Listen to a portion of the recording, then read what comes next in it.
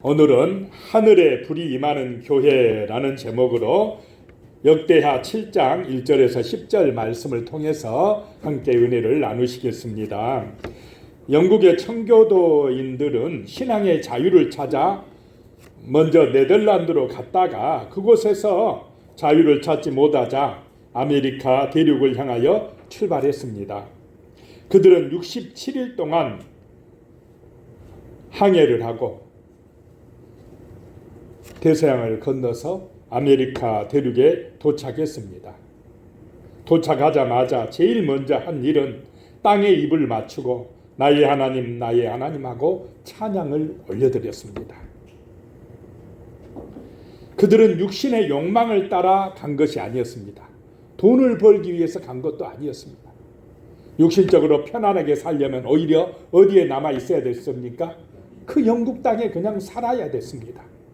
그런데 오직 믿음으로 신앙의 자유를 위하여 그 낯선 땅 아메리카 대륙을 향하여 나아갔던 것입니다. 도착한 그들은 먼저 교회를 세우고 그 다음에 학교를 세우고 그 다음에 공회당을 지었습니다. 오늘날 말하면 시청이나 이런 거겠죠. 일의 우선순위가 뭐였습니까? 신앙이었다라고 하는 것입니다. 그들은 그리스도께서 온 세상을 다스리게 될 것이라는 확신을 안고 갔습니다. 믿음을 가지고 갔다라고 하는 것입니다. 청교도들은 자신들의 신대륙 이주를 하나님 나라를 열망한 가운데 소망하며 갔다는 것입니다. 그들이 배 타고 간 것을 하나님의 선교로 보았다라고 하는 것입니다. 하나님의 은혜의 불이 그들의 심령에 임한 것입니다. 그래서 그들은 신앙이 기본이 되는 나라를 건설하였습니다. 오늘 우리에게도 필요한 것인 줄로 믿습니다. 오늘 예배 드릴 때 하나님의 불이 우리의 심령에 임하시기를 축복합니다. 첫 번째, 하늘의 불이 임해야 된다라고 하는 것입니다. 하늘의 불이 임해야 영혼이 살아납니다. 문제가 해결됩니다. 교회가 부흥합니다. 다른 길이 없습니다. 돈으로도 안 되고 힘으로도 안 됩니다. 이건 하늘의 불이 임해야 됩니다. 하늘의 불이 임해야 문제가 해결될 줄로 믿으시기 바랍니다. 그래야 내가 삽니다. 걱정, 근심이 해결됩니다. 형통합니다. 하늘의 불이 임해야 됩니다. 1절에 보면요, 솔로몬이 기도를 마침에 불이 하늘에서부터 내려와서 그 번제물과 제물들을 사르고 여호와의 영광이 그 성전에 가득하니 그랬습니다. 솔로몬이 엄청난 성전을 지었습니다. 으리으리한 성전을 지었습니다. 아버지 다윗 때부터 준비한 그 많은 애물과 또 목재나 석재들을 가지고 금은 등 동 이런 모든 재료를 가지고 멋지고 멋진 성전을 지었습니다. 그런데 아무리 성전 잘 지어놔도 하나님이 임재하지 아니하면 그 성전의 가치가 있습니까? 없습니다. 하나님의 불이 임해야 됩니다. 그것을 위해서 솔로몬은 성전을 짓고 백성들과 함께 하나님께 간절한 기도를 드렸다라고 하는 것입니다. 솔로몬 왕이 그 기도를 마치자 하늘에서 불이 내려왔다라고 하는 것입니다. 하나님의 불이 그 성전에 임하였습니다. 그리고 제단의 번제물과 제물들을 태웠습니다. 이것은 하나님께서 그 성전을 받으셨다는 것입니다. 그 예배를 받으셨다는 것입니다. 그 기도에 응답하셨다라고 하는 것입니다. 하나님은 종종 이렇게 불로 기도 응답을 확증해 주셨습니다. 모세가 성막에서 희생 제사를 드렸을 때, 또 모리아 산에서 다윗이 제단을 쌓았을 때 불이 하늘에서 내려왔습니다. 자, 우리의 마음에도 이 시간 성령의 불이 임하시기를 축복합니다. 그래야 내 생각이 바뀝니다. 나의 가치관이 바뀝니다. 나의 삶이 새로워진다라고 하는 것입니다. 불안하던 마음이 소망으로 충만한 마음으로 변화됩니다. 낙심하던 마음이 희망 있는 마음으로 변화된다라고 하는 것입니다. 두려워하지 않는 은혜로운 마음으로 달라진다는 것입니다. 하나님의 불이 임하시기를 축복합니다. 아멘. 영적으로 깜깜해진 이 세상, 온갖 죄악으로 가득한 세상에 이 하나님의 불이 임해야 됩니다. 우리의 마음에 성령의 불이 임해야 됩니다. 우리 교회에 성령의 불이 임해야 됩니다. 그것이 우리가 사는 길인 줄로 믿으시기 바랍니다. 세상을 구원하는 길이다라고 하는 것입니다. 레위기 9장 24절에 보면요, 불이 여호와 앞에서 나와 제단 위에 번제물과 기름을 사른지라 온 백성이 이를 보고 소리 지르며 엎드렸더라. 그 광야에서 모세와 아론이 하나님 앞에 그 성막에서 기도할 때에 하늘에서 불이 임했습니다. 여호와의 영광이 온 백성 가운데 나타났습니다. 그 하늘에서 내린 불이 제단에 번제물과 기름을 살랐다라고 하는 것입니다. 그 하나님의 불이 임하면 백성들은 어떻게 됩니까? 어떻게 해야 됩니까? 엎드렸다라고 하는 것입니다. 하나님이 임하는 데는 엎드리게 되어 있습니다. 그 앞에서 무릎을 꿇게 된다는 것입니다. 회개의 역사가 나타납니다.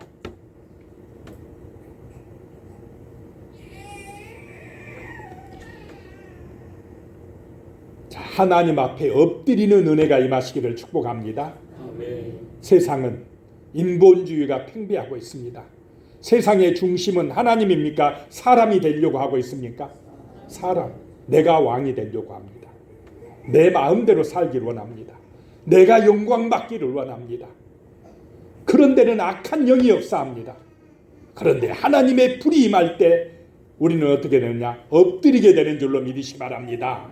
내 중심이 아니라 영광을 받으실 하나님 중심이 되어진다는 것입니다. 하나님을 소망하게 된다는 것입니다. 그분의 능력에 의지하게 된다는 것입니다. 엎드려서 기도할 때에 하늘의 불이 임하여서 우리의 삶이 새로워지고 하나님이 주시는 은혜와 복이 임하게 될 줄로 믿으시기 바랍니다. 아멘. 그래서 성전의 모든 재물을 태우듯이 성령의 불이 모든 죄악을 태워버립니다.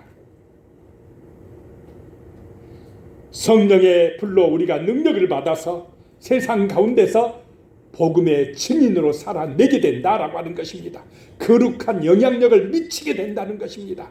힘들어도 어려워도 핍박이 있어도 고난이 있어도 거기서 참고 견디며 승리하는 하나님의 군사가 될 줄로 믿으시기 바랍니다. 아멘. 하나님의 불이 임해야, 성령의 불이 임해야 그런 사명을 감당할 수가 있다라고 하는 것입니다.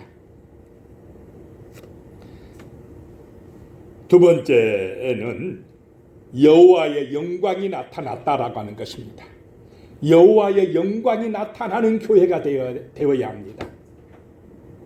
교회는 사람이 영광 받는 것이 아님을 믿으시기 바랍니다. 아멘. 하나님이 영광 받으시는 곳이 교회입니다. 아멘. 2절 말씀에 보면 여호와의 영광이 여호와의 전에 가득함으로 제사장들이 여호와의 전으로 능히 들어가지 못하였고 그랬습니다. 하나님의 불이 임하고 여호와의 영광이 가득하니까 제사장들마저도 성전에 못 들어가요.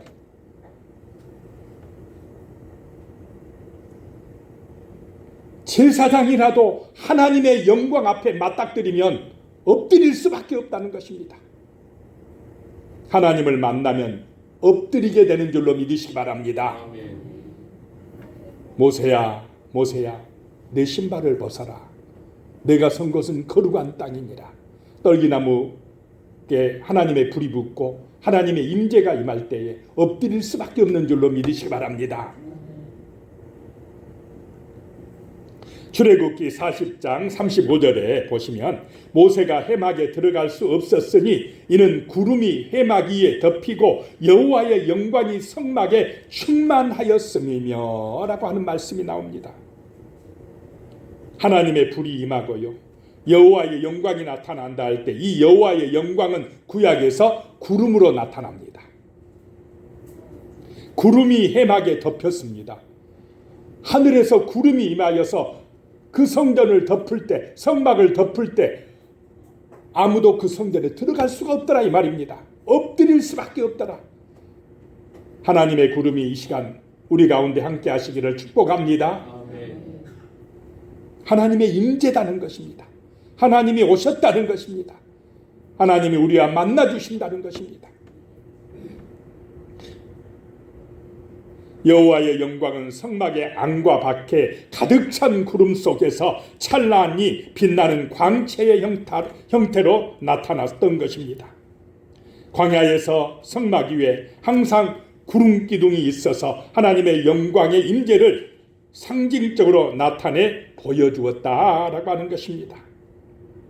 자, 이스라엘이 광야의 생활을 갈 때에 밤에는 무슨 기둥이 나타났습니까? 불기둥이 나타나서 그들을 보호하였고 따뜻하게 해주었고, 낮에는 무슨 기둥이요? 구름 기둥이 나타나서 그들을 시원하게 그늘지게 하셨다라고 하는 것입니다. 그래서 그들의 발걸음을 인도해 가셨습니다. 불기둥, 구름기둥은 하나님의 임재를 상징합니다. 오늘 이 시대도 이런 하나님의 은혜가, 하나님의 영광이 우리의 예배를 통하여 나타난 줄로 믿으시기 바랍니다. 아멘. 그래서 성령의 은혜가 우리 가운데 충만하게 임하여서 우리를 인도해 가신다라고 하는 것입니다. 우리의 문제를 해결해 주신다는 것입니다. 우리에게 소망을 주시고 은혜를 주시고 힘을 주신다는 것입니다. 이 예배를 통하여서 하나님의 영광을 바라보시기를 축복합니다. 아멘. 그 가운데서 우리는 하나님의 음성을 들어야 됩니다. 나의 이름을 부르시는 하나님을 만나야 됩니다. 하나님의 임재를 체험해야 됩니다. 그래야 우리가 세상 가운데서 빛을 발할 수가 있습니다. 등불의 사명을 감당할 수가 있는 것입니다. 죽어가는 영혼들을 생명으로 인도할 수가 있는 것입니다. 하나님의 영광을 바라보시기 바랍니다. 3절에 보면요, 이스라엘 모든 자손은 불이 내리는 것과 여호와의 영광이 성전 위에 있는 것을 보고 돌을 깐 땅에 엎드려 경배하며 여호와께 감사하여 이르되 선하시도다, 그의 인자하심이 영원하도다 하니라 그랬습니다. 그 하나님의 성전에 구름이 가득했습니다. 그 구름이 바로 하나님의 영광이다라고 하는 것입니다. 그것을 보고는 백성들이 그 돌을 깐 땅에 엎드려서 하나님께 경배하더라라고 하는 것입니다. 이런 것이 은혜 받은 성도의 모습이라는 것입니다. 예배 시간은 은혜를 받고 겸손히 엎드리는 시간인 줄로 믿으시기 바랍니다. 아멘. 내가 죽고 내 안에 예수님이 사는 시간입니다. 내 욕심이 죽고 감사로 충만한 시간입니다. 내가 걱정하던 것, 내가 염려하던 것 주님께 맡기고 기도하는 시간입니다. 주여, 나를 도와주시옵소서. 내 능력으로 안 되오니, 내 힘으로 어찌할 수 없으니 주님이 나를 붙들어 주시고 인도하여 주시옵소서. 주의 영광을 소망하게 하여 주시옵소서. 간절한 마음으로 기도하는 그 거룩한 시간이 바로 오늘 예배의 시간인 줄로 믿으시기 바랍니다. 그 진실한 믿음, 그 간절한 마음을 보시고 주님은 성령의 은혜로 우리 가운데 임하신다는 것입니다. 나를 만나 주십니다. 내 마음속에 은혜의 불길을 주십니다. 나의 삶 속에 구름 기둥으로 임재하셔서 보호하시고 도우시고 함께 하시는 줄로 믿으시기 바랍니다. 존 파이퍼 목사님은 이렇게 말했습니다. 우리 하나님 안에서 만족을 얻어야 합니다. 즉 우리가 하나님의 임재를 기뻐하고 하나님 곁에 있기를 좋아하며 하나님과의 교제를 소중히 여길 때 하나님은 영광을 받으십니다. 우리가 하나님 안에서 최고의 만족을 얻을 때 하나님은 우리 안에서 최고의 영광을 받으십니다 라고 이야기했습니다. 자, 예배 시간은 하나님 안에서 만족하는 시간입니다. 세상 사람들은 하나님 밖에서 만족하려고 합니다. 세상 사람들이 주로 원하는 것, 목표하는 것이 무엇입니까? 재물 아닙니까? 재물로 만족하려고 하고, 재물이 목적이 되고, 재물을 통해서 자기가 영광 받으려고 합니다. 그것이 우상숭배입니다. 그런데 예배는 내가 많이 가졌든 못 가졌든 상관없습니다. 감옥에 있든 아니면 자유로운 몸이든 상관없습니다. 어떤 형편에 있든지 간에 누구에게 영광 돌립니까? 하나님께 영광 돌리고 예수가 소망이 됩니다. 예수님 때문에 만족합니다. 예수 믿어서 천국을 소망함으로 기뻐합니다. 이것이 바로 예배인 줄로 믿으시기 바랍니다. 하나님의 영광을 바라본다라고 하는 것입니다. 예배는 우리의 생명을 포함한 다른 모든 것보다 하나님을 더 존귀하게 여기는 것입니다. 세상은 나를 존귀하게 여겨라, 그러기 위해서는 돈이 최고다, 이렇게 주장하지만 예배는 그 무엇보다도 내 생명보다 더 귀한 것이 하나님의 영광이다라고 하는 것입니다. 하나님이 나를 창조하셨습니다. 하나님이 나를 천국으로 인도하십니다. 하나님이 언제나 나를 지키시고 보호하십니다. 이 믿음 가지고 하나님으로 만족하시며 하나님으로 기뻐하시는 삶이 되시기를 축복합니다. 그러면 세상을 이깁니다. 죽음도 이깁니다. 하나님이 지켜주십니다. 하나님의 영광으로 충만하시기를 소망합니다. 이렇게 성전 안에 하나님의 영광이 가득할 때 교회는 부흥하고 발전합니다. 하나님께서 우리의 기쁨이 되시기를 축복합니다. 하나님이 기쁨이 되어야 됩니다. 그것이 하나님의 영광을 나타내는 것입니다. 세 번째로요, 감사와 찬송이 넘쳐나야 됩니다. 하늘에 불이 임하고 하나님의 구름 기둥이 임하여서 하나님의 영광이 나타나면 저절로 우리는 감사와 찬송을 올려드리게 됩니다. 이것이 은혜 받는 삶의 모습입니다. 은혜 받으면 형편 사정 상관없습니다. 감사가 나옵니다. 찬송이 나옵니다. 오늘 이 시간 그런 은혜가 임하시기를 축복합니다. 사도 바울이 그 감옥 안에서, 빌립보 감옥 안에서 뭐 했습니까? 찬송하고 감사하고 기도했습니다. 엄청나게 전도하다가 두들겨 맞고 그 감옥 안에 갇혔습니다. 무슨 소망이 있습니까? 육신적으로, 세상적으로는. 그런데 거기서 찬송이 나옵니다. 거기서 감사가 나옵니다. 그랬더니 밤에 옥문이 어떻게 됐습니까?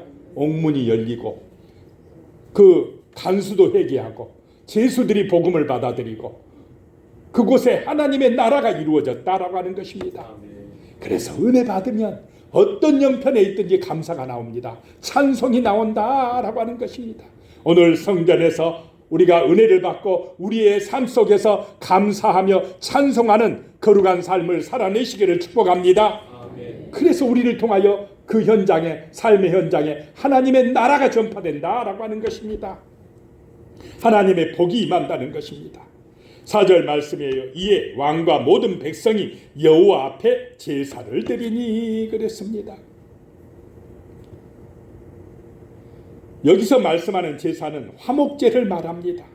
하나님이 그 제물에 불이 임하여 태웠다 이 말입니다. 이 말은 하나님이 그들의 속죄제를 받았다는 것입니다. 그들의 기도에 응답하셨습니다. 그러므로 이제 4절에서 드리는 제사는 화목제, 다른 말로 하면 감사제 제사를 드리는 것입니다. 화목제는 함께 드리는 것입니다.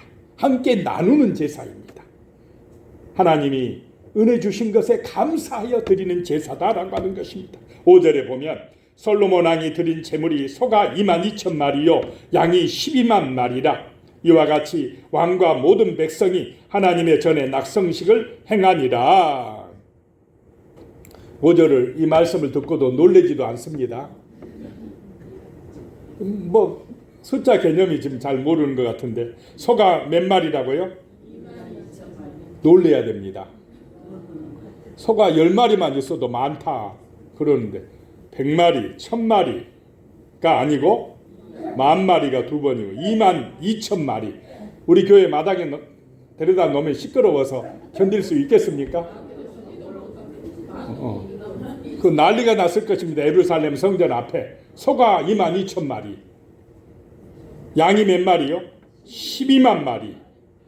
그걸 드리고 하나님 앞에 바치고 그걸 가지고 또 백성들과 나눴다. 이게 화목제의 제사입니다. 은혜 받으면 어떻게 됩니까? 나누게 됩니다. 섬기게 됩니다. 서로 사랑하게 됩니다. 이게 감사와 찬양으로 하나님께 영광 돌리는 것입니다.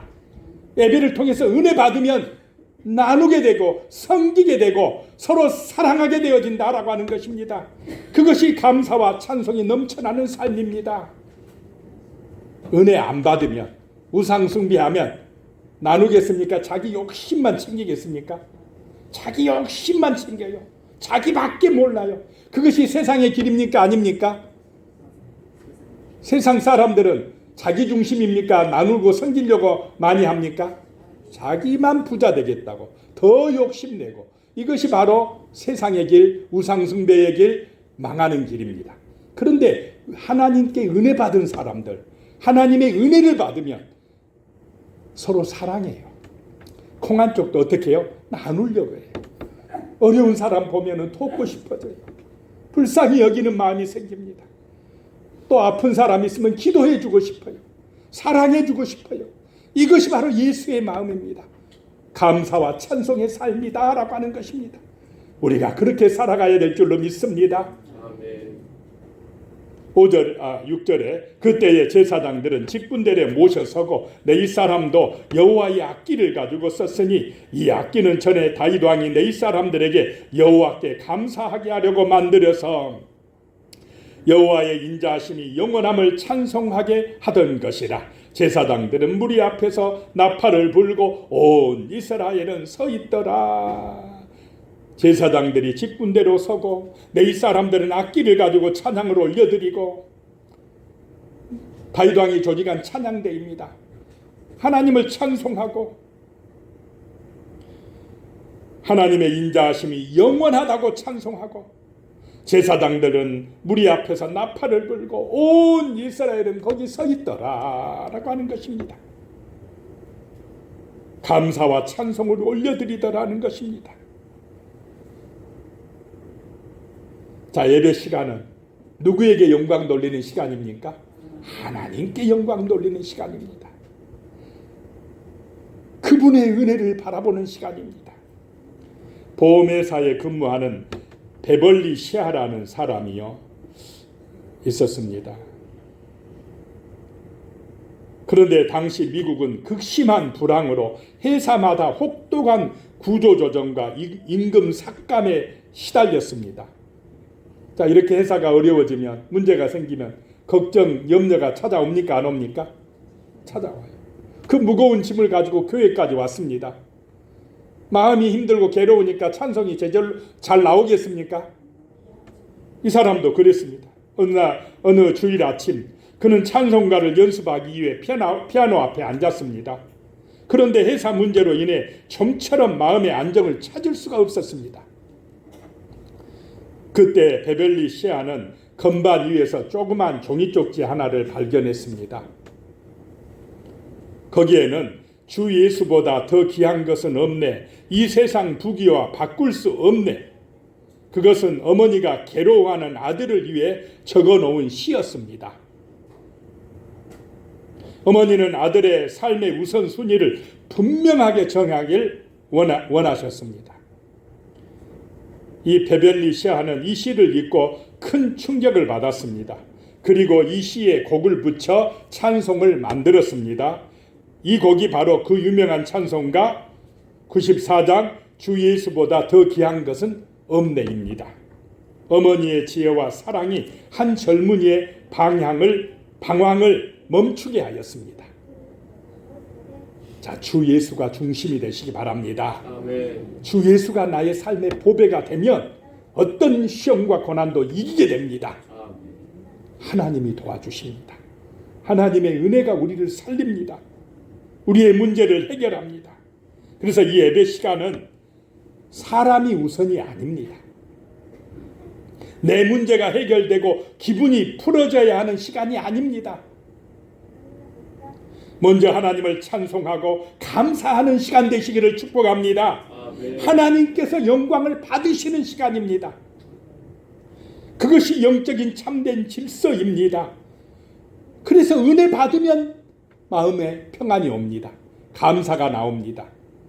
소망이 생깁니다. 어떤 고난과 어려운 문제도 헤쳐나가는 힘이 생깁니다. 하나님이 도우십니다. 하나님이 축복하십니다. 하나님의 은혜로 승리합니다. 세상을 이기게 될 줄로 믿습니다. 아멘. 7절에요. 솔로몬이 또 여호와의 전 앞들 가운데를 거룩하게 하고 거기서 번제물과 화목제의 기름을 드렸으니 이는 솔로몬이 지은 놋제단이 능히 그 번제물과 소제물과 기름을 용납할 수 없음이더라 라고 말씀합니다.